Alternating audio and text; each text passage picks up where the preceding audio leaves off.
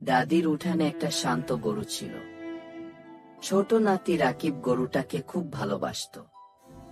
রাকিব বলে, দাদি, লালু আমার বন্ধু, ও আমার কথা বোঝে।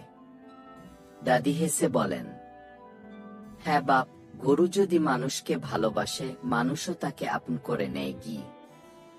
একদিন দুপুরে গরুটা পাশের জমিতে ঢুকে শাকসবজি খেয়ে ফেলে। জমির মালিক খুব রেগে যায়, হাতে লাঠি নিয়ে দৌড়ে আসে। লোকটা চিৎকার করে বলে, তোমার গরু আমার ক্ষেত নষ্ট করেছে, আমি এখনই একে বেঁধে নিয়ে যাব। ছোট্ট রাকিব কাঁদতে কাঁদতে বলে, চাচা, ও জানে না, ও ভুল করেছে, দয়া করে মারবেন না।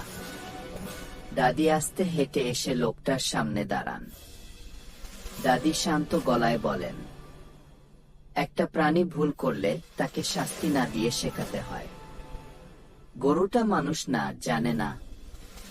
আপনি তো মানুষ, আপনি যদি ক্ষমা করেন, মানুষ বড় হয় কি।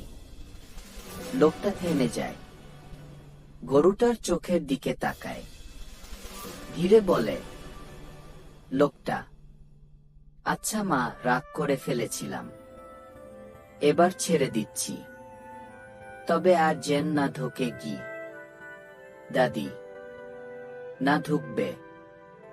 রাকিব এখন ওর ভালোভাবে দেখাশোনা করবে, ঠিক না বাপ? রাকিব হেসে, হ্যাঁ দাদি, আমি খেয়াল রাখবো।